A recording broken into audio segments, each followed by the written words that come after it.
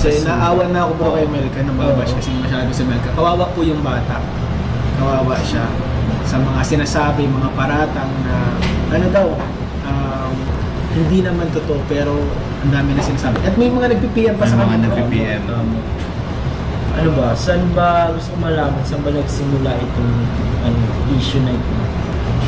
Doon po yun kasi po pag nag-practice po tayo. Pwede nandun po ako lagi kasi doon po ako nagtuloy.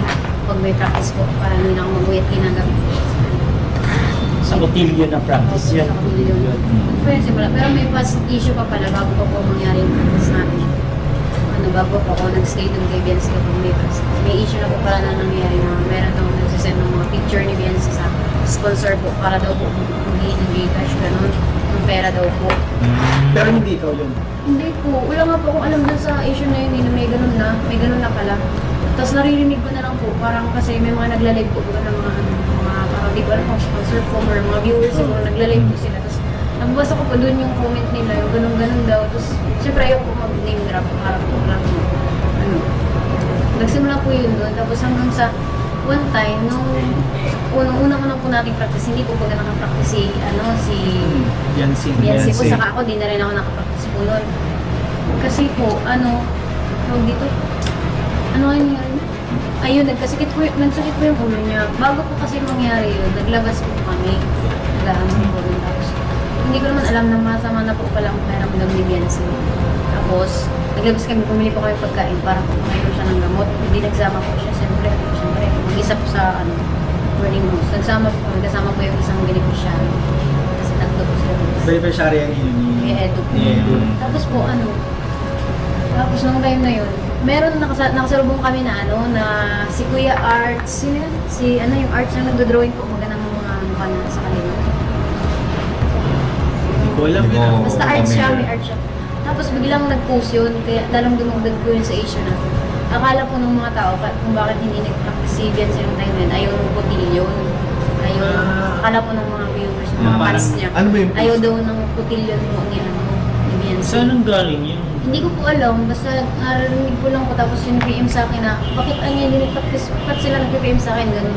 Parang ikaw yung nasisisi. Opo. Tapos ngayon one time, nag-send po talaga ako ng picture para makita nila na tulog na po nung si Biancy kasi sobrang sakit nga po ng ulo, parang maiiyak na nga siya. Tapos pinuntahan pa po yun ng papa niya. Alam po yung papa niya na masama talaga yung pakiramdam. Sinend ko po yung picture na yun, pero hindi po ako nag-send ng picture para maghingi ng Gcash. Lagi naman po nun na proof po yun na masama talaga yung pakiramdam para tumigil na po sila kakasin sa akin. Yun talaga yung picture na yun. Ang intention mo maganda. Oo, na-misinterpret. Marami niyan ngayon. Tapos naglabas po yun sa live ni Kuya JJ, yung picture na yun. Totoo naman po yung nag-send ako na, pero hindi po yung sinend para mag-ganong-ganong sinasabi po nila sa akin. Kanina mo ba yun issue na pala. Parang ginawa na lang siya ng kwento. Doon po sa isang data, sinend po Parang sinasabi parang niya. tinatanong niya na po bakit nasa Bakit hindi na alam mo po ni Biancy na sinend ko talaga yun. Sabi niya, para tumigil na sila. Dahil nakakaroon po bagang PM ng PM. Kung bakit di nag-practice po si Biancy. O yun, sinabi ko po, ayan po, masama po talaga pakiramdam. Tapos yun, nagtulog na din kami. Nagsama na din po yung pakiramdam na nagsakit si ulo ko talaga doon time na yun. Tapos, after nun, After nun, ako na po yung nasisimulat. Ang sinasabi nila, nagsisend daw po ako ng yung mga picture na kumakalat. Ako daw po nagsisend nun. Tapos naghihingi daw po ako ng Gcash. Yung po ba nangyari kay Patrick? Ganun po yung nangyari. Ako na po yung sinisi, samantalang may sinisisi silang una. Ganun din ang ginawa nila sa akin. Kasi ako yung kasama ni Biancy. O di anong sinabi ni Biancy? Tapos may problema po ako kasi may isa pong K-boys daw na nagsasabi na nagang-motor kami. Kalayo-layo ko na nga po kay Biancy, nagang-motor po kami. Yun po ang pinaka-nainis na ako doon. Parang nasaktan ako. Sabi ko, bakit K-boys po yung magsasabi po na siyempre dapat i-defend pa nila ng K-boys kami. Opo.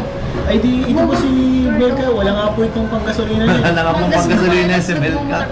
Totoo po na nagmumotor kami. Kapag nagkakasama kami, sobrang limitado lang po yun. Tapos syempre sa center po, para kung hindi na magpamasahe. Sinasakay ko po si Biancy. So yung mga yung mga biyahe nyo, dito lang naman. So, Opo. kapag may bibilhin, Opo. kapag may pupuntahan dito sa center. Kaya yung sinama, ang pinakamalayo kong biyahe namin, sinama ko po si Biancy dun sa Labo. Yung sinama ko po sa shop. Sa shop. Matagal na yun. Matagal na yun. Matagal na po yun. Tapos biglang nagdaganong siya. Ilang beses na kayo nagmotor ni Biancy? Sa Labo po. Sa buong buhay niyo? Bilang pa lang kung hindi pa nga 10 siguro. Hindi pa 10. Hindi pa 10. Kasi, Yung motor mo na. opo, Yung motor mo na yung gamit. opo. Mga hindi pa Hindi nag-10. Kasi hindi naman po kami laging nagkikita. Hindi naman po kami laging ni Biancy. At wala, lalo na kung wala na ako ng boarding house, wala na talaga kami para nakikita na lang po kami kung may event. Kaya, ganyan, may practice. Isang linggo. Bago pumikita. So ito may mga nagsasabi kasi nito mga kalingap. So totoo ba na so ibig sabihin hindi totoo or totoo na bad influence ka kaya? Ay, hindi po. Hindi po. Hindi ko makakayang maging bad influence sa kanya. Ano mo pong i-influence niya po sa kanya na bad eh.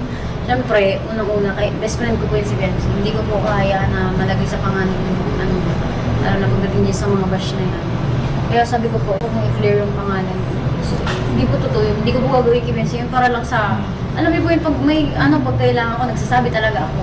Hindi ako naiiya na sabihin yun kasi kailangan ko yun. Hindi ko kailangan pong gawin yung mga ganong part para lang magkaroon ako ng pera. Kasi para saan pa yung negosyong inaano ko? Para saan pa yung tulong na inaano ng kanila kung magano'n dito ako, di ba? Sobrang nakakahiya yun. Kaya yun talaga pinakayaw ko yung parang yung mapagbibintangan ka baga. Tapos hindi naman. Nung una po kasi, pinapabayaan ko lang kasi bahala man sila ka. Mag-bash na ng ganyan. Pero nung nag-PPM na po sa akin, nadadami na po yung magulang ko.